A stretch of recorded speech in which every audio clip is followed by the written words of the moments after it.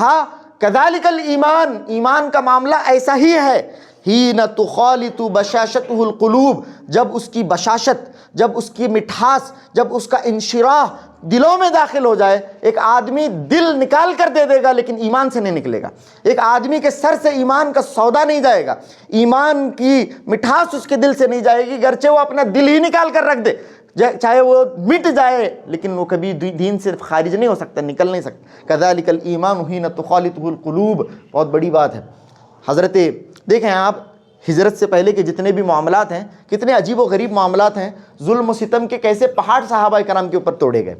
ابھی اسلام اپنے ابتدائی مرحلے پر ہے، صحابہ کرام کے اوپر ظلم و ستم کے کیسے کیسے پہاڑ توڑے گئے۔ حضرت سیدنا بلال رضی اللہ تعالیٰ عنہ ہو، حضرت عمار ابن یاسر ہو، حضرت سیدہ سمیہ رضی اللہ تعالیٰ عنہ ہو، حضرت صہیب رومی رضی اللہ تعالیٰ عنہ، اس کے علاوہ صحابہ کی ایک بہت بڑی تعداد، حضرت خبیب رضی اللہ تعالیٰ عنہ، حضرت خباب بن عرت رضی اللہ تعالیٰ عنہ، بہت بڑے بڑے صحابہ جن کا تعلق غلاموں سے تھا، ان کے ساتھ کیا کیا معاملات ہوئے، کیا کیا معاملات۔ اس کے باوجود بھی آپ دیکھیں گے کہ وہ ٹس کا مس نہیں ہوئے، اپنی جگہ سے بالکل نہیں ہلے۔ کیوں؟ کیا معاملہ ہے؟ کیا معاملہ ہے کہ وہ ایمان میں اپنے ایڑیوں کے بل نہیں پھرے؟ کیا معاملہ ہے؟ کذالک الایمان، ایمان کا معاملہ ایسا ہی ہوتا ہے۔ ایمان کا معاملہ ایسا کب ہوتا ہے؟ حین تخالط بشاشتہ القلوب، جب ایمان دل میں داخل ہو جائے، جب ایمان دل میں داخل ہو جائے۔ یہ بہت اہم بات ہے میرے لیے، آپ سب کے لیے، اور اپنا محاسبہ ہمیں کرنے کی ضرورت ہے۔ کیا ایمان میرے دل میں داخل ہو چکا ہے؟ کیا میں ایمان کا مزہ چکھ چکا ہوں؟ یہ ہمیں انڈیویجول لیول پر اس کو دریافت کرنا ہوگا۔ یہ سوال آپ ہی اس کا جواب دے سکتے ہیں۔ اچھا، اس کے کچھ پیرامیٹرز ہیں۔ کیا پیرامیٹرز ہیں صاحب اس کے؟ اس کے پیرامیٹرز یہ ہیں کہ کیا کوئی عبادت کرتے ہوئے مجھے تکلیف محسوس ہو رہی ہے؟ کیا کوئی عبادت میرے اوپر بار محسوس ہو رہی ہے، مجھے بہت گراں لگ رہی ہے؟ نمازوں کا معاملہ ہو، زکوٰۃ کی ادائیگی ہو، حج کرنا ہو، دین اسلام پر چلنا ہو، جھوٹ نہ بولنا ہو، اس طرح کے جتنے بھی معاملے ہیں، اگر مجھے سمجھے بہت مشکل لگ رہے ہیں، بہت مشکل لگ رہے ہیں، بہت مشکل لگ رہے ہیں، تو ابھی معاملہ تھوڑا گڑبڑ کا ہے، ابھی تھوڑا معاملہ گڑبڑ کا ہے۔ اسی طرح سے گناہوں سے بچنا میرے لیے بہت مشکل لگ رہا ہے۔ گناہ جو ہے، میں گناہوں کو بہت چھوٹا سمجھ رہا ہوں، ابھی گناہوں کو ایسے سمجھ رہا ہوں جیسے کہ حضرت سیدنا انس رضی اللہ تعالیٰ عنہ کی حدیث ہے کہ تم لوگ گناہوں کو ایسے کرتے ہو جیسے کہ کوئی آدمی ناک پر سے مکھی کو اڑا دے۔ اللہ کے نبی صلی اللہ علیہ وسلم کے زمانے میں ان چھوٹے چھوٹے گناہوں کو، جن کو تم سمجھ رہے ہو کہ ناک پر سے مکھی اڑانے کے برابر ہیں، ہم پہاڑ سمجھا کرتے تھے، ہم پہاڑ سمجھا کرتے تھے۔ وَقُلْ جَاءَ الْحَقُّ وَزَهَقَ الْبَاطِلُ إِنَّ الْبَاطِلَ كَانَ زَهُوقًا۔ أشهد أن محمدا عبده ورسوله يا أيها الذين آمنوا اتقوا الله حق تقاته ولا تموتن إلا وأنتم مسلمون يا أيها الناس اتقوا ربكم الذي خلقكم من نفس واحدة وخلق منها زوجها وبث منهما رجالا كثيرا ونساء واتقوا الله الذي تساءلون به والأرحام إن الله كان عليكم رقيبا يا أيها الذين آمنوا اتقوا الله وقولوا قولا سديدا يصلح لكم أعمالكم ويغفر لكم ذنوبكم ومن يطع الله ورسوله فقد فاز فوزا عظيما أما بعد فإن خير الحديث كتاب الله وخير الهدي هدي محمد صلى الله عليه وسلم وشر الأمور محدثاتها وكل محدثة بدعة وكل بدعة ضلالة وكل ضلالة في النار فقد قال الله تبارك وتعالى في القرآن المجيد والفرقان الحميد فأعوذ بالله السميع العليم من الشيطان الرجيم من همزه ونفخه ونفثه بسم الله الرحمن الرحيم لقد كان لكم في رسول الله أسوة حسنة لمن كان يرجو الله واليوم الآخر وذكر الله كثيرا رب اشرح لي صدري ويسر لي أمري واحلل عقدة من لساني يفقهوا قولي رب زدني علما سبحانك لا علم لنا إلا ما علمتنا إنك أنت العليم الحكيم۔ معزز حاضرین، تمام تعریفیں اللہ رب العالمین کے لیے لائق و زیبا، اور درود و سلام ہو نبی آخر الزماں محمد مصطفیٰ صلی اللہ علیہ وآلہ وسلم کی ذات اقدس پر۔ اللہم صلی علی محمد وعلی آل محمد کما صلیت علی ابراہیم وعلی آل ابراہیم انک حمید مجید۔ اللہم بارک علی محمد وعلی آل محمد کما بارکت علی ابراہیم وعلی آل ابراہیم انک حمید مجید۔ معزز سامعین، پیارے نبی صلی اللہ علیہ وسلم کی حیات طیبہ کا تذکرہ چل رہا ہے۔ وہ حیات طیبہ جس کو اللہ رب العالمین نے ہمارے لیے پیٹرن بنایا ہے، ہمارے لیے جس کی اقتداء کو لازم قرار دیا ہے، جس کی اتباع کو لازم قرار دیا ہے۔ یہ وہ حیات ہے، یہ وہ زندگی ہے جس کا ایک ایک لمحہ معنی خیز ہے، جس کا گزرتا ہوا ایک ایک لمحہ معنی خیز ہے۔ اتنی میننگ فل لائف، اتنی معنی خیز زندگی اللہ رب العالمین نے اپنی مخلوق میں کسی کو نہیں عطا کی۔ وہ زندگی کو اللہ رب العالمین نے مجھے اور آپ کو، ہم سب کو، قیامت تک آنے والے آخری فرد کے لیے اسوہ بنایا، نمونہ بنایا۔ اب ہماری اخروی نجات کا انحصار مکمل اسی بات پر ہے کہ ہم اپنی پوری زندگی اللہ کے نبی صلی اللہ علیہ وسلم کے اسوے کے مطابق، طریقے کے مطابق گزاریں۔ ہمارے حرکات، سکنات، ہمارا چلنا پھرنا، اٹھنا بیٹھنا، ہماری آئلی زندگی، ہماری معاشی زندگی، ہماری معاشرتی زندگی، ہماری زندگی کے غرض تمام کے تمام شعبہ جات سب کے سب اللہ کے نبی صلی اللہ علیہ وسلم کی زندگی کے مطابق ہوں، تب جا کر ہم کامیابی سے ہمکنار ہو سکتے ہیں۔ اللہ کے نبی صلی اللہ علیہ وسلم کی اسی حیات طیبہ سے ایک اہم معاملہ صلح حدیبیہ کا گزرا، جس سلسلے میں کئی خطبے آپ کے سامنے کتاب و سنت کی روشنی میں پیش کیے گئے۔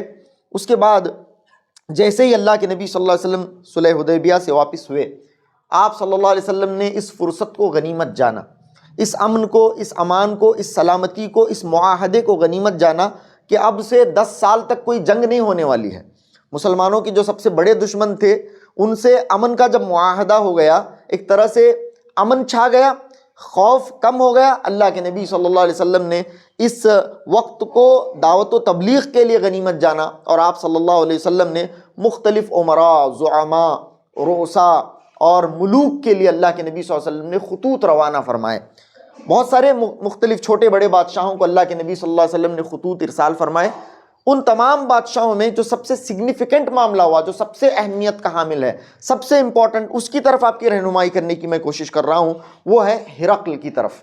اللہ کے نبی صلی اللہ علیہ وسلم نے اس وقت کے سپر پاور، جس سے بڑی کوئی طاقت نہیں تھی اس دور میں، اس سے بڑی طاقت کا تصور بھی نہیں تھا، اتنی بڑی بادشاہت کا مالک تھا، اسے بولتے تھے شاہ روم، ہرقل کی طرف اللہ کے نبی صلی اللہ علیہ وسلم نے حضرت دہیہ کلبی رضی اللہ تعالی عنہ، جو کہ ایک بہت ہی خوبصورت صحابی تھے، حضرت جبریل امین جن کی صورت اختیار کر کے آیا کرتے تھے، اللہ کے نبی صلی اللہ علیہ وسلم نے خط بھیجا، اور جو معاملات ہوئے وہ آپ کے سامنے آئے ہیں۔ انشاءاللہ مزید آپ تفصیل سے باتیں جاننے کی کوشش کریں گے۔ ہرقل کا ابو سفیان کے ساتھ جو مکالمہ ہے، صحیح بخاری کی اس تفصیل ترین اور طویل ترین روایات کی روشنی میں آپ کے سامنے میں باتیں بتا رہا ہوں۔ ابو سفیان نے مختلف سوالات کے جوابات دیے۔ پہلے تو سوالات ہرقل کی طرف سے ہوئے، ابو سفیان نے جوابات دیے۔ اب ہرقل اپنے سوالات کا اور ابو سفیان کے جوابات کا تجزیہ پیش کر رہا ہے۔ تجزیہ، میں نے یہ سوال کیوں پوچھا اور آپ نے جو یہ جواب مجھے دیا ہے، اس جواب کا مطلب کیا ہے، اس جواب کا مطلب کیا ہے، تجزیہ پیش کرتا ہے۔ بہت ساری سب باتیں اس سلسلے میں آپ کے سامنے آئیں۔ چلیے آگے بڑھتے ہیں۔ ہرقل کے پوچھے گئے ہوئے سوالات میں ایک اہم سوال تھا، هل کنتم تتہمونہ بالکذب قبل ان یقول ما قال، کیا تم محمد صلی اللہ علیہ وسلم کے اوپر کبھی آپ نے جھوٹ باندھا ہے، جھوٹ کا اتہام گھڑا ہے، کبھی آپ نے یہ تصور کیا ہے کہ محمد صلی اللہ علیہ وسلم نے جھوٹ کہا ہے؟ جب یعنی دعوی نبوت سے پہلے اپنی پوری زندگی میں کیا محمد صلی اللہ علیہ وسلم نے کبھی جھوٹ کہا؟ اس سلسلے میں تفصیلی باتیں اس سے پہلے بھی آ چکی ہیں۔ تو انہوں نے کہا، ابو سفیان نے کہا نہیں، کبھی بھی محمد صلی اللہ علیہ وسلم کی ذات باوقار سے جھوٹ کا کوئی اندیشہ ہی نہیں ہے۔ پوری زندگی میں نے تو پرسنلی کوئی ایکسپیرینس نہیں کیا، نہ کہ صرف یہ کہ میں نے ان کی زبان سے کوئی جھوٹ نہیں سنا، بلکہ کسی سے بھی میں نے یہ نہیں سنا کہ محمد نے صلی اللہ علیہ وسلم نے کبھی جھوٹ کہا ہو۔ اللہ اکبر، بہت بڑی بات۔ تو اس کے بعد بادشاہ اپنا تجزیہ پیش کرتا ہے۔ فقد اعرف، کہتا ہے میں جانتا تھا، انہ لم یکن لیظہر الکذب علی الناس وکذب علی اللہ، کہتا ہے بہت بڑی بات کہتا ہے، میں جانتا تھا کہ یہ جھوٹ نہیں بول سکتے، اگر یہ نبی ہیں تو یہ جھوٹ نہیں بول سکتے۔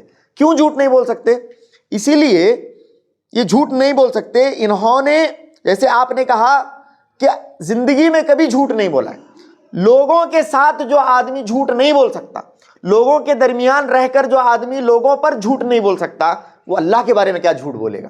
بہت بڑا. دیکھیے یہ آدمی کتنا فہیم ہے، کتنی فراست کا مالک ہے. اس نے یہ کنکلوژن لگا لیا کہ جو آدمی اپنی زندگی میں رہتے ہوئے لوگوں کے معاملات میں، اپنے اٹھنے بیٹھنے میں، اپنے روزانہ کے روزمرہ کے معاملات کے اندر لوگوں کے ساتھ جب جھوٹ کا استعمال نہیں کر سکتا، تو یہ آدمی جب اللہ کے بارے میں بات کرے گا تو جھوٹ کیسے بول سکتا ہے. لم یکن لیظہر الکذب علی الناس ویکذب علی اللہ. یہ اللہ پر جھوٹ باندھے گا؟ ایسا ہو ہی نہیں سکتا. اللہ پر جھوٹ باندھنا، اللہ کے طرف ایک ایسی بات منسوب کرنا جو اللہ رب العالمین کی ذات سے وابستہ نہ ہو، جو اللہ رب العالمین کی ذات سے، اس کی صفات سے اس کا کوئی تعلق نہ ہو، اللہ کے دین سے اس کا کوئی تعلق نہ ہو، ایسی بات اللہ کی طرف منسوب کرنا اور ایسی بات اللہ کے رسول کی طرف منسوب کرنا، یاد رکھیں بدترین جھوٹ میں سے، بدترین گناہوں میں سے گناہ ہے. ایک تو ہے جھوٹ. جھوٹ اپنے آپ میں بدترین گناہ ہے. میں اپنی زندگیوں سے اس چیز کو جوڑ رہا ہوں. سب سے پہلی بات، جھوٹ اپنے آپ میں بدترین گناہ ہے، اس میں کوئی شک نہیں ہے. لیکن یہ جھوٹ اس وقت اپنے اگلے لیول پر پہنچ جاتا ہے اور مزید بڑا گناہ بن جاتا ہے جب اس جھوٹ کو ہم اللہ سے جوڑ دیتے ہیں اور اللہ کے رسول سے جھوٹ جوڑ دیتے ہیں. بہت سارے معاملات اسی طرح سے ہیں. مستقل آپ دیکھیں کتابیں لوگوں نے لکھی دین کے نام پر، دین کے نام پر کتاب. دین خالصتاً اللہ کا معاملہ ہے، اللہ کی طرف سے نازل کردہ چیز ہے دین. اللہ کے نبی صلی اللہ علیہ وسلم کی زبان سے نکلی ہوئی باتوں کو دین کہا جاتا ہے. ایک کتاب لکھی گئی از اول تا آخر، پورے صفحے آپ پلٹ کر دیکھ لیں، دین سے اس کتاب کا کوئی تعلق نہیں، اللہ سے اس کتاب کا کوئی تعلق نہیں، رسول اللہ سے اس کتاب کا کوئی تعلق نہیں. لیکن ہاں دین کے نام پر یہ کتاب پروسی جا رہی ہے. یہ اللہ کے ذات پر اور رسول اللہ کی ذات پر جھوٹ نہیں تو کیا ہے. اس طرح کی بہت ساری من گھڑت قصے، من گھڑت کہانیاں جو مارکیٹ کے اندر اور یہاں وہاں بیان کی جاتی ہیں، دھڑلے سے بیان کیے جاتے ہیں، سٹیجز کے اوپر گلے پھاڑ کر پکار کر ایسے واقعات، قصے، کہانیاں، نعوذ باللہ اللہ کی شان میں، اللہ کی شان میں اس طرح کے واقعات، اللہ کے نبی صلی اللہ علیہ وسلم کی صفات کے سلسلے میں اللہ کے نبی صلی اللہ علیہ وسلم کو عالم الغیب ٹھہرانا، اللہ کے نبی صلی اللہ علیہ وسلم کو ان صفات سے متصف کرنا جو اللہ کے نبی صلی اللہ علیہ وسلم جس کے مالک نہیں ہے، اللہ رب العالمین کی ذات کو ان صفات سے متصف کرنا جو اللہ رب العالمین نے بیان نہیں کیے ہیں، یا پھر اللہ رب العالمین کے ثابت شدہ صفات کی تعویل کرنا، یہ سب کے سب اللہ رب العالمین کی ذات سے اور اللہ کے نبی صلی اللہ علیہ وسلم کی ذات سے جھوٹ وابستہ کرنا ہے، اور یہ بہت بڑا گناہ ہے. یاد رکھیں من کذب علی متعمدا فلیتبوأ مقعدہ من النار. اللہ کے نبی نے فرمایا جو میری طرف جھوٹ کا انتساب کرے، جو میری طرف جھوٹ منسوب کرے، نعوذ باللہ من ذالک، یہ بہت بڑا ایک المیہ امت کا ہے. دین کے معاملے میں بولتے ہوئے ایسا لگتا ہے کہ کوئی احتیاط ہی نہیں، جیسے ناک پر مٹکی بیٹھی ہو اور آدمی اڑا دے، اس طرح سے آدمی دین کے معاملے میں ہوائیاں اڑاتا پھرتا ہے. کہتا ہے ایک حدیث میں آیا ہے، ایک حدیث کا مفہوم ہے. ایک حدیث کس حدیث میں آیا ہے بھائی؟ دکھاؤ کس حدیث میں آیا ہے. کبھی حدیث کی کتاب کھول کر دیکھی ہے؟ نہیں، ایک حدیث میں آیا ہے، ایک حدیث کا مفہوم ہے. نعوذ باللہ من ذالک، اللہ کے نبی صلی اللہ علیہ وسلم کی طرف منسوب ہو رہی ہے بات، اللہ کی طرف منسوب ہو رہی ہے باتیں. اور قرآن مجید کی نعوذ باللہ، میں نے رونگٹے میرے کھڑے ہو گئے. اسی طرح کا ایک کلپ تھا یوٹیوب کے اندر، وہ میں دیکھ رہا تھا. ایک آدمی زور زور سے گلے پھاڑ کر بیان کر رہا ہے. کیا بیان کر رہا ہے؟ قرآن مجید کی آیت سے اس آدمی نے دیکھی نعوذ باللہ کس طرح سے گمراہی نکالنے کی کوشش کی. کہہ رہا ہے کہ اگر زمین کے ساتوں سمندروں کو سیاہی بنا لیا جائے، قرآن کی آیت ہے، ساتوں سمندروں کو سیاہی بنا لیا جائے، مزید 7 سمندروں کو اس کے اندر داخل کیا جائے، زمین کے جتنے پہاڑ اور جتنے قلم ہیں سب کو پہاڑ کو اور درختوں کو قلم بنا لیا جائے، اور میرے غوث کے کلمات لکھنے شروع کر دیے جائیں، تو سمندر ختم ہو جائیں گے، پہاڑ گھس جائیں گے، درخت گھس جائیں گے، میرے غوث کے کلمات اور ان کی تعریف اور ان کی شان نہیں گھٹے گی. نعوذ باللہ، اللہ کی شان کا معاملہ. اور ایسا نہیں ہے کہ کوئی بات ہم ہوے میں کرتے ہیں، ساری چیزیں ہمارے پاس موجود ہیں. ہر چیز کی دلیل کسی بھی وقت ہمارے سے آپ مطالبہ کر سکتے ہیں. اگر ہم دینے پر ناقادر رہے تو آپ کا ہاتھ اور ہمارا گریبان ہوگا. یہ تو ہم پہلے ہی چیلنج پیش کر چکے ہیں. جو بھی بات اس ممبر رسول سے ہم پیش کریں گے، ہر چیز کا دلیل، ہر چیز کا حوالہ آپ کے سامنے اگر ہم نہیں پیش کر پائے تو تب آپ جو چاہیں ہمارے ساتھ کر سکتے ہیں، کیونکہ یہ بہت ہی ذمہ داری کا مقام. اللہ کی ذات کے اوپر جھوٹ، اللہ کے کلام کے اوپر جھوٹ، اللہ کے رسول کی ذات کے اوپر جھوٹ، نعوذ باللہ من ذالک. تو یہاں پر ہرقل نے کہا نہیں، یہ آدمی جھوٹا ہو ہی نہیں سکتا.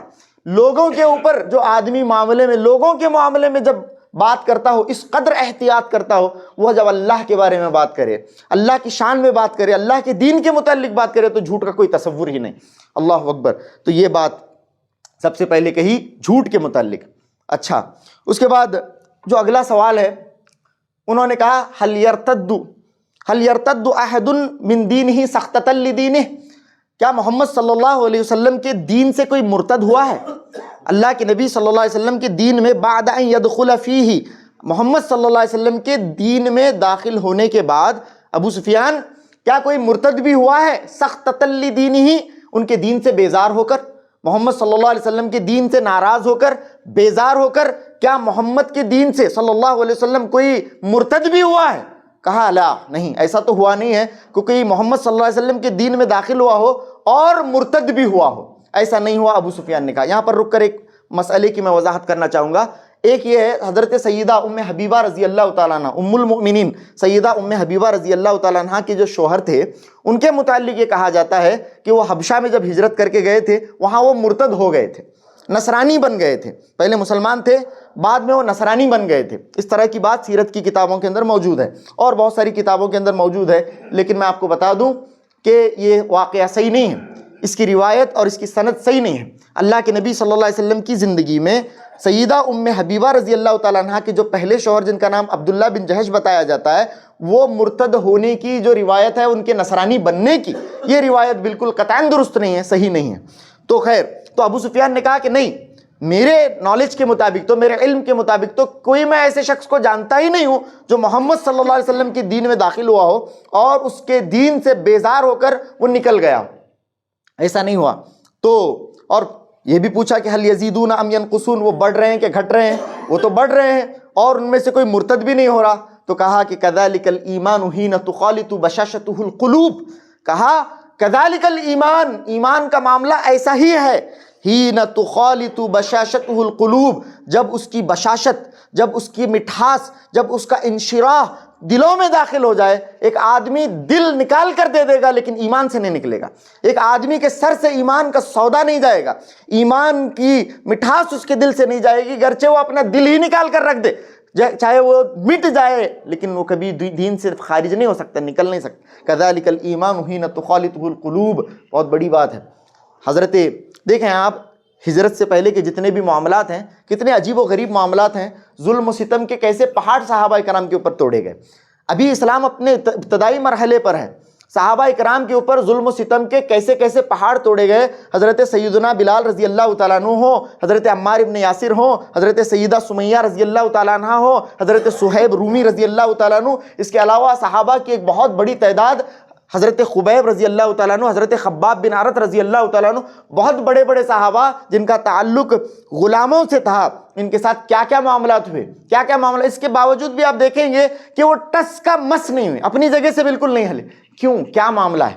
کیا معاملہ ہے کہ وہ ایمان میں اپنے ایڑیوں کے بل نہیں پھرے؟ کیا معاملہ ہے؟ کذالک الایمان، ایمان کا معاملہ ایسا ہی ہوتا ہے۔ ایمان کا معاملہ ایسا کب ہوتا ہے؟ حین تخالط بشاشتہ القلوب، جب ایمان دل میں داخل ہو جائے، جب ایمان دل میں داخل ہو جائے۔ یہ بہت اہم بات ہے میرے لیے، آپ سب کے لیے، اور اپنا محاسبہ ہمیں کرنے کی ضرورت ہے۔ کیا ایمان میرے دل میں داخل ہو چکا ہے؟ کیا میں ایمان کا مزہ چکھ چکا ہوں؟ یہ ہمیں انڈیویجول لیول پر اس کو دریافت کرنا ہوگا۔ یہ سوال آپ ہی اس کا جواب دے سکتے ہیں۔ اچھا، اس کے کچھ پیرامیٹرز ہیں۔ کیا پیرامیٹرز ہیں صاحب اس کے پیرامیٹرز یہ ہیں کہ کیا کوئی عبادت کرتے ہوئے مجھے تکلیف محسوس ہو رہی ہے؟ کیا کوئی عبادت میرے اوپر بار محسوس ہو رہی ہے، مجھے بہت گراں لگ رہی ہے؟ نمازوں کا معاملہ ہو، زکوٰۃ کی ادائیگی ہو، حج کرنا ہو، دین اسلام پر چلنا ہو، جھوٹ نہ بولنا ہو، اس طرح کے جتنے بھی معاملے ہیں، اگر مجھے سمجھے بہت مشکل لگ رہے ہیں، بہت مشکل لگ رہے ہیں، بہت مشکل لگ رہے ہیں، تو ابھی معاملہ تھوڑا گڑبڑ کا ہے، ابھی تھوڑا معاملہ گڑبڑ کا ہے۔ اسی طرح سے گناہوں سے بچنا میرے لیے بہت مشکل لگ رہا ہے۔ گناہ جو ہے، میں گناہوں کو بہت چھوٹا سمجھ رہا ہوں، ابھی گناہوں کو ایسے سمجھ رہا ہوں جیسے کہ حضرت سیدنا انس رضی اللہ تعالیٰ عنہ کی حدیث ہے کہ تم لوگ گناہوں کو ایسے کرتے ہو جیسے کہ کوئی آدمی ناک پر سے مکھی کو اڑا دے۔ اللہ کے نبی صلی اللہ علیہ وسلم کے زمانے میں ان چھوٹے چھوٹے گناہوں کو، جن کو تم سمجھ رہے ہو کہ ناک پر سے مکھی اڑانے کے برابر ہے، ہم پہاڑ سمجھا کرتے تھے، ہم پہاڑ سمجھا کرتے تھے۔ اتنا بڑا گناہ ہمیں اتنا بڑا لگتا ہے، لیکن ہم لوگ صبح سے شام تک کتنے گناہ کرتے ہیں، اور اس گناہ کو بسا اوقات تو ہم گناہ سمجھتے بھی نہیں ہیں، گناہ سمجھتے بھی نہیں ہیں۔ تو یہ ایسا خطرناک معاملہ ہے جو ہمیں یہ بات سوچنے پر مجبور کرے کہ کیا واقعی میرے دل کے اندر ایمان داخل ہو چکا ہے۔ کذالک الایمان حین تخالط بشاشتہ القلوب، اور جب بشاشت ایمان کی قلوب کے اندر داخل کر جائے تو اللہ کی فرما برداری کے لیے راستے ہموار ہو جاتے ہیں، اللہ کی تمام فرما برداریاں ہمارے لیے آسان سے آسان تر ہو جاتی ہیں، اور اللہ کی نافرمانی کو ہم اپنے سینے پر پہاڑ کی مانند محسوس کرنا شروع کر دیتے ہیں۔ اس کو یاد رکھا جائے، اس کو یاد رکھا جائے، اللہ کی نافرمانی مجھ سے نہیں ہو سکتی، اللہ کی نافرمانی میرے لیے ایک بہت ہی گراں قدر امر ہے، بہت ہی گراں قدر امر۔ یہ کہا کذالک الایمان حین تخالط بشاشتہ القلوب۔ اور ایک دو حدیثیں اس سلسلے میں ہیں میرے بھائی، صحیح بخاری کی حدیثیں ہیں۔ کیا ہم سب نے ایمان کا مزہ چکھا ہے؟ ایمان کا مزہ، اور دنیا کے سب مزوں سے بہترین مزہ، دنیا کے سب ٹیسٹ، دنیا کے سب سے بہترین مزہ کون سا ہے؟ سب سے بہترین مٹھاس، جسے حلاوت الایمان کہا گیا حدیث کے اندر، جسے ایمان کی مٹھاس کہا گیا۔ ایمان کی مٹھاس کیا ہے؟ اللہ کے نبی صلی اللہ علیہ وسلم نے فرمایا ذاق طعم الایمان، ذاق طعم الایمان، اس آدمی نے ایمان کا مزہ چکھ لیا۔ کس آدمی نے چکھ لیا؟ تین باتیں، من رضی باللہ ربا وبالاسلام دینا وبمحمد نبیا، جو اس بات پر راضی ہو گیا کہ اللہ اس کا رب ہے، اللہ کے رب ہونے پر جو آدمی راضی ہوا اس نے ایمان کا مزہ چکھ لیا۔ محمد صلی اللہ علیہ وسلم کے نبی ہونے پر جو آدمی راضی ہو گیا اس نے ایمان کا مزہ چکھ لیا۔ اسلام کے حیات کے دستور ہونے کا جس نے اعتراف کر لیا، جو مان لیا کہ اسلام ہی میرا دین ہے، اس نے ایمان کا مزہ چکھ لیا۔ جس نے اسلام کو اپنے لیے بطور دین پسند کیا اس نے ایمان کا مزہ چکھ لیا۔ اچھا، اگر میں آپ سے پوچھوں، کوئی مجھ سے پوچھے تو ہم لوگ تو بڑی آسانی سے کہہ دیں گے کہ یقیناً ہم نے تو اللہ کے رب ہونے پر ہم راضی ہیں، اللہ کے نبی صلی اللہ علیہ وسلم کے رسول ہونے پر راضی ہیں، اسلام کے دین ہونے پر ہم راضی ہیں، اور اس کے باوجود بھی کیا بات ہے کہ ہم نے ایمان کی وہ حلاوت آج تک محسوس نہیں کی؟ ہماری اپنی زندگیوں پر ایمان کے وہ غیر معمولی اثرات ابھی تک رونما نہیں ہوئے، جبکہ ہم زبان سے تو کہہ رہے ہیں کہ میں اللہ کے رب ہونے پر راضی ہوں، اللہ کے نبی صلی اللہ علیہ وسلم کے نبی ہونے پر راضی ہوں، اسلام کے دین ہونے پر راضی ہوں، لیکن ایمان کی جو غیر معمولی حرارت ہے، ایمان کے حصول کے بعد جو غیر معمولی اثرات ایک بندے کی شخصیت سے رونما ہو، اور دنیا کے اندر وہ بندہ جس طرح کے انقلابات پیدا کرنے کا اہل بن جاتا ہے، اس طرح کے انقلابات میری ذات سے کیوں سرزد نہیں ہو رہے ہیں، کیوں رونما نہیں ہو رہے ہیں؟ جبکہ میں دعویٰ تو کر رہا ہوں کہ میں ایمان والا ہوں، اللہ اور اس کے رسول اور اسلام کے دین ہونے پر بھی میں راضی ہوں۔ یہی معاملہ ہے کہ ہم زبان سے تو کہہ رہے ہیں، زبان سے کہ یہاں پر ایک طرف تو ہم کہتے ہیں کہ میں اللہ کے رب ہونے پر تو راضی ہوں، لیکن بہت سارے آپ دیکھیں امت مسلمہ کا کیا حال ہے، اللہ کے رب ہونے پر راضی ہونے کے باوجود بھائی تجھے ضرورت کیا پڑی کسی اور کے در پر جا کر سر جھکانے کی، کسی اور کے در پر جا کر سر جھکانے کی، کسی مولوی کے، کسی ملا کے، کسی بابا کے، کسی پاکھنڈی کے در کی ٹھوکریں کھانے کی، یہاں وہاں جانے کی تجھے ضرورت کیا پڑی؟ تجھے ان بدعقیدگیوں میں مبتلا ہونے کی ضرورت کیا پڑی؟ تیرے گلے میں کوئی گنڈا نظر آتا ہے، تیرے ہاتھ پر کوئی گنڈا نظر آتا ہے، تیرے بچے کے پیر میں کوئی گنڈا نظر آ رہا ہے، ہر بات سے تو ڈرتا ہے، تو مختلف اوقات کو بدشگونی لیتا ہے، الگ الگ طرح کی چیزوں میں تو ملوث ہے، بدعات میں، خرافات میں ملوث ہے، ان تمام طرح کے شرکیہ افعال کے اندر تو ملوث ہونے کے بعد کس حق سے یہ بات کہتا ہے کہ تو اللہ کے رب ہونے پر راضی ہے؟ نعوذ باللہ، اللہ کے رب ہونے پر جو راضی ہوا اس نے ایمان کی مٹھاس چکھی۔ اچھا، اس کے بعد کیا کہا؟ اللہ کے وبی محمد النبی صلی اللہ علیہ وسلم، محمد صلی اللہ علیہ وسلم کے نبی ہونے کا پر جو آدمی راضی ہو گیا اس نے ایمان کا مزہ چکھا۔ کیا تو راضی ہے محمد صلی اللہ علیہ وسلم کے نبی ہونے پر؟ اچھا، تجھے تو بہت سارے الگ الگ لوگوں کے طریقے پسند آتے ہیں، محمد صلی اللہ علیہ وسلم کے قول پر تو کسی اور کے قول کو ترجیح دیتا ہے، محمد صلی اللہ علیہ وسلم کے عمل پر کسی اور کا عمل تجھے پسند آتا ہے، محمد صلی اللہ علیہ وسلم کی حیات طیبہ کے علاوہ تو نے کسی اور کی تقلید کو اپنے لیے بنا لیا ہے، اپنے لیے اسوہ بنا لیا ہے، نمونہ بنا لیا۔ اللہ اکبر! تو یہ کیا چیز ہے؟ یہ کیا چیز ہے؟ محمد صلی اللہ علیہ وسلم کے نبی ہونے کا زبان سے تو میں دم بھر رہا ہوں، لیکن میری اپنی زندگی میں سب کی اتباع ہے، سب کی تقلید ہے، یہ امام ہے، وہ امام ہے، ان کے پیچھے، وہ مولانا کے پیچھے۔ جب اللہ کے نبی صلی اللہ علیہ وسلم کی حدیث تجھے پیش کی جاتی ہے تو تجھے کیا ضرورت پڑی کسی اور کا قول و فعل دیکھنے کی؟ اگر تجھے ضرورت پڑ رہی ہے تو تجھے دیکھ لینا چاہیے کہ تو واقعتاً محمد صلی اللہ علیہ وسلم کے نبی ہونے پر ایمان رکھتا ہے بھی کہ نہیں ہے، اور راضی ہے بھی کہ نہیں ہے۔ اگر راضی ہوتا تو محمد صلی اللہ علیہ وسلم کی ذات تیرے لیے بطور نمونہ کافی ہوتی، محمد صلی اللہ علیہ وسلم کی ذات کافی ہوتی۔ اچھا، اس کے بعد بطور دین تو اسلام پر راضی ہے کہ نہیں ہے؟ یقیناً میں راضی ہوں۔ اچھا، تجھے اسلام بطور دین اگر پسند ہے تو تجھے یہ مختلف تہذیبیں، مختلف ثقافتیں، مختلف غیر مذہبی روایات، غیر مذہبی تہوارات، اس میں کتنی دلچسپی ہے، کتنے سارے۔ آپ نے یہ فتنے کے دو دن گئے ہیں، فتنے کے 2 دن پہلا فتنے کا دن گیا ہے 25 دسمبر کا، اس کے 4-5 دن کے بعد نیو ایئرس کا، یہ 2 دن گئے فتنے کے۔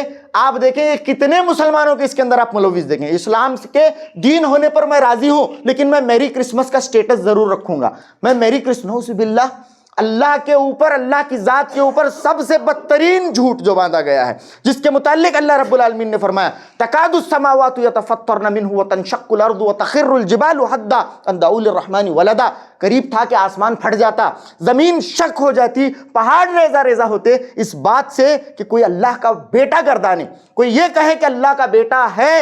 اتنی بڑی بات ہے، اتنی بڑی بات ہے کہ اس بات کے چلتے زمین پھٹ جائے اور آسمان پھٹ ہو جائے اور پہاڑ ریزہ ریزہ ہو جائے، اتنی بڑی بات ہے۔ روئے ارض کا سب سے بدترین جھوٹ ہے جو اللہ کی ذات کے اوپر بولا گیا ہے، لیکن یہ میری کرسمس کہتا ہے، نعوذ باللہ۔ ایسا آدمی بدبخت آدمی ہے، بدبخت آدمی ہے جو لوگوں کو کرسمس کی وشز دیتا ہے، نعوذ باللہ۔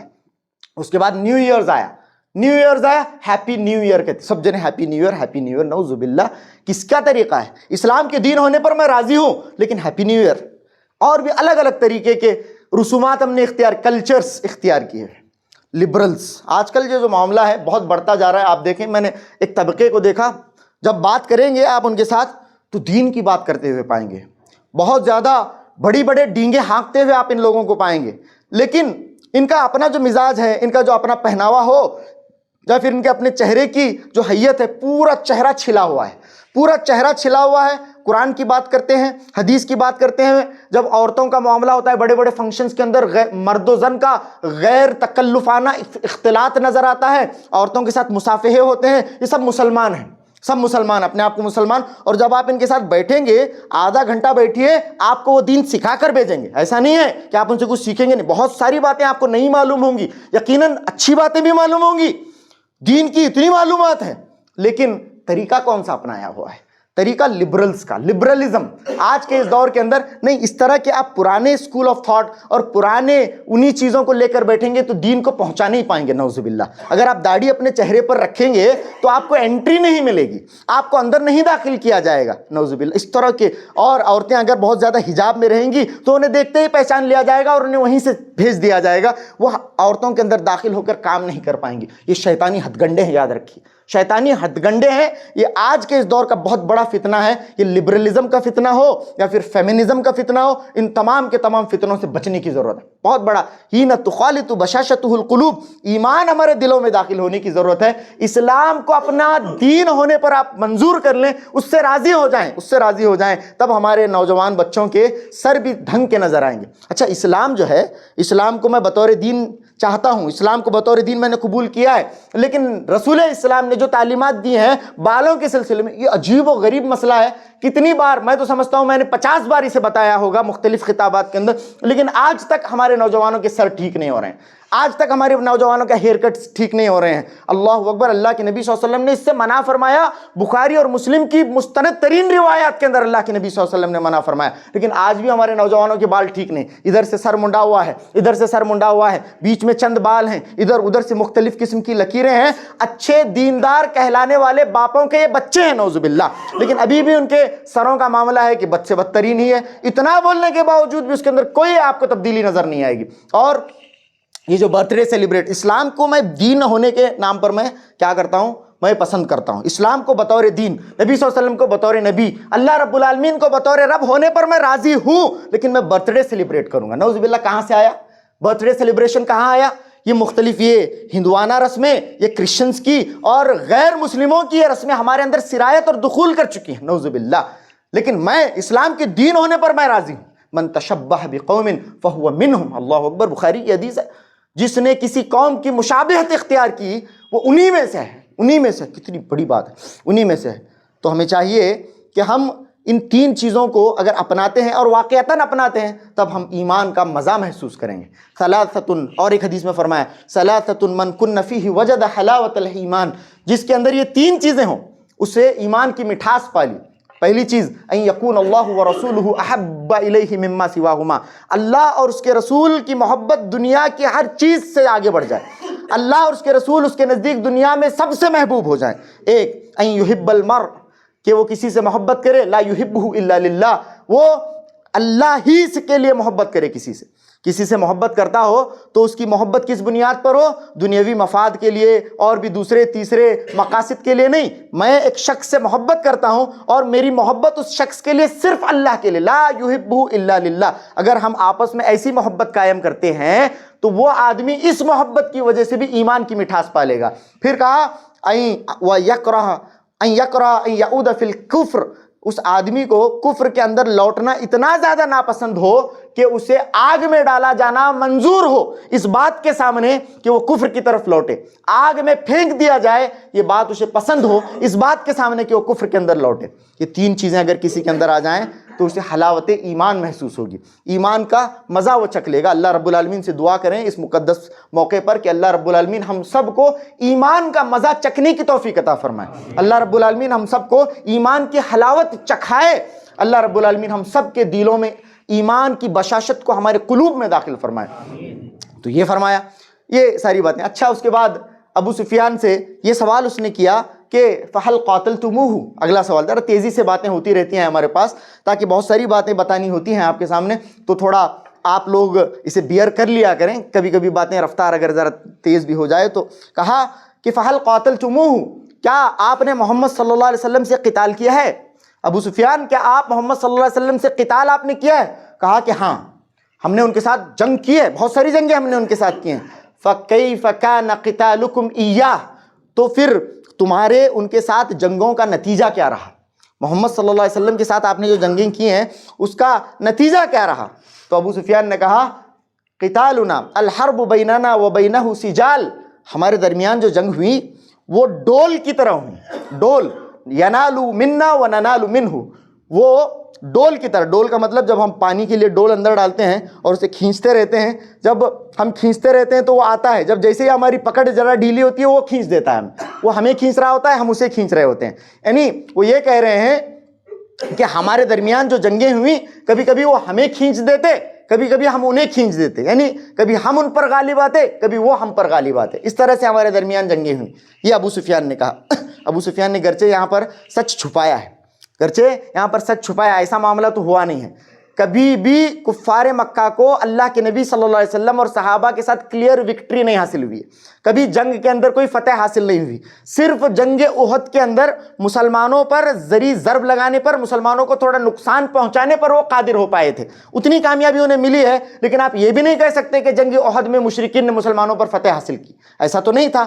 لیکن انہوں نے کہا کہ ہمارے اور ان کے درمیان جو جنگ ہوئی ہے وہ جنگ جو ہے ڈول کی طرح ہوئی ہے، ڈول کی طرح ہوئی. ینال منا وننال منہ، کبھی وہ ہم پر غالب آتے کبھی ہم ان کے اوپر غالب آتے. اس طرح سے انہوں نے کہا. تو انہوں نے کہا، ہرقل نے کہا کذالک الرسل تبتلا، کذالک الرسل تبتلا، رسولوں کی اللہ رب العالمین اسی طرح سے آزمائش کرتا ہے. رسولوں کو اللہ رب العالمین آزماتا ہے. اور جہاں پر آزمائش کا تعلق ہے، اللہ کے نبی صلی اللہ علیہ وسلم کی ایک حدیث میں فرمایا ان اشد الناس بلاء الانبیاء، سب سے بڑی آزمائش اللہ رب العالمین رسولوں کی لیتا ہے. انبیاء کی آزمائش سب سے بڑی، ان اشد الناس بلاء الانبیاء ثم الامثل فالامثل. یہ فرمایا کہ پھر اس کے بعد والے لوگ، ایمان کے اعتبار سے جو آدمی جتنا بڑا ہوگا اللہ رب العالمین اسے اتنا ہی آزمائشوں میں مبتلا کرتا ہے.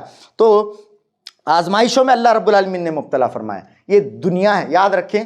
پچھلے دنوں یہ نقطہ بہت زیادہ اٹھایا جا رہا ہے، بہت زیادہ اچھالا جا رہا ہے. ایتھسٹک ورلڈ اور جو ملحدین ہیں ان کی طرف سے بہت زیادہ اٹھایا جا رہا ہے کہ دنیا کے اندر آزمائشیں کیوں ہیں، دنیا کے اندر تکلیفات کیوں ہیں، دنیا کے اندر کوئی پریشانی کیوں ہے، دنیا کے اندر قتل و غارت گری کیوں ہے، بچوں کا نعوذ باللہ جو قتل ہو رہا ہے جس کا بہت زیادہ دکھ ہمیں ہے، یہ کیوں ہے؟ اگر یہ ہے تو خدا موجود نہیں، نعوذ باللہ.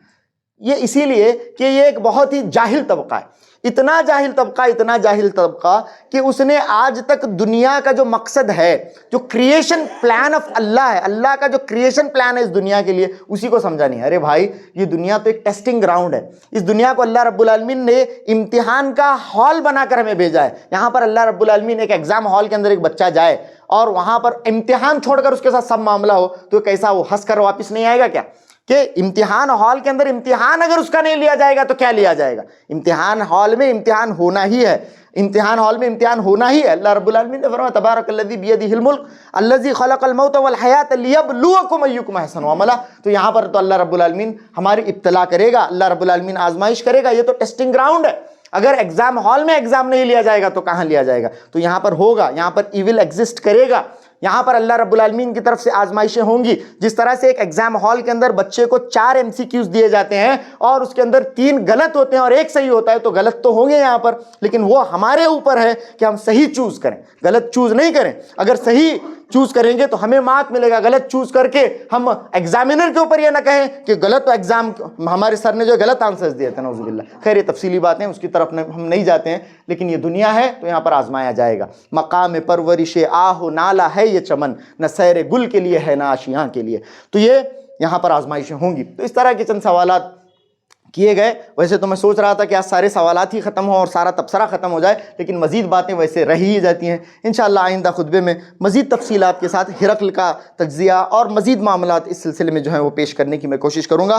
آخر میں یہی بات ہے کہ آپ بعد میں بھی ان تمام روایات کا مشاہدہ کریں، مطالعہ کریں اور اس کے اندر حاصل ہونے والے پند و نصائح سے اپنی زندگی کو مزین کریں، اپنی زندگیوں کے اندر ان تمام تبدیلیوں کو لائیں، سن کر محظوظ ہو کر جائیں نہیں، بلکہ اپنی زندگیوں کے اندر یہ ساری کی ساری چیزیں لائیں۔ آج کے اس درس کے اندر جو مرکزی پیغامات ہمیں حاصل ہوئے، ایک تو جھوٹ کے متعلق ہے، کبھی ہماری زندگی میں جھوٹ نہیں، لوگوں پر جھوٹ نہیں، لوگوں پر جو آدمی جھوٹ نہیں بولے گا وہ اللہ کے متعلق کتنا محتاط رہے گا آپ اس کا اندازہ کر سکتے ہیں۔ اللہ کے متعلق، رسول کے متعلق، دین کے متعلق اس کے احتیاط کا کیا عالم ہوگا۔ جو آدمی لوگوں کے متعلق جھوٹ نہیں بولتا ہے، اللہ اور اس کے رسول اور اس کے دین کے متعلق کیا جھوٹ بولے گا۔ اس کے بعد اگلا جو پیغام ہم نے سنا کہ دین کی بشاشت اور ایمان کی بشاشت اپنے قلوب کے اندر داخل کریں۔ اپنے قلوب کے اندر داخل کرنے کا طریقہ یہ ہے کہ اللہ کے رب ہونے پر، محمد صلی اللہ علیہ وسلم کے نبی ہونے پر اور دین اسلام کے دین ہونے پر ہم راضی ہو جائیں، ہر اعتبار سے راضی ہو جائیں، صرف زبانی خرچ کے اعتبار سے نہیں